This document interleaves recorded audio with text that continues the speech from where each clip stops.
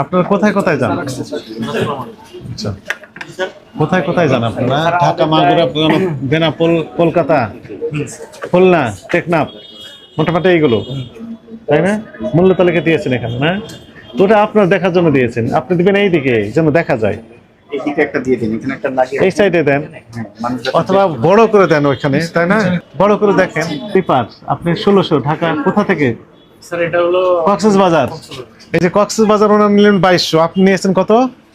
1600। তা আপনারটাই তো বেশি চলার কথা। তা আপনি তো যে একটু মনে করেন কৌশলী হন, করবেন তো, হ্যাঁ। তাহলে একটু সুন্দর করে বড় করে লাগিয়ে দেন যে স্লিপার 1600 টাকা নিয়ে যাচ্ছেন ঢাকা টু কক্সবাজার। পাশের কাউন্টার যদি লিখে দেয় যে 2200 টাকা, তাহলে কাস্টমার কোনটা পছন্দ করবে?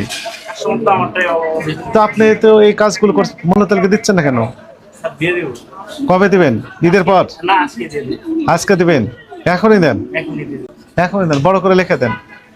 আপনার জায়গায় আমি হলে আরো বড় করে দিতাম, যেন সবাই to arrange the attention of the consumer of the traveller, bigger size করে দিতাম, যেন বুঝতে পারে যে আমি কম দামে নিয়ে যাচ্ছি।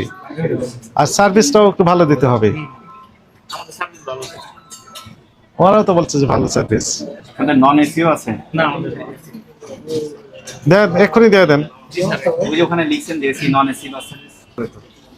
নন এসি আচ্ছা, আমাকে একটা বিষয় বলেন, লিখছেন সেটি হচ্ছে যে এই রেটটা কি সকলের জন্য প্রযোজ্য না শুধু আপনার জন্য? ওই দিক থেকে দেওয়া। মালিক সমিতি থেকে দেওয়া, এটা তো ওনাদের জন্য প্রযোজ্য হবে, তাই না? হ্যাঁ, তা ঠিক আছে।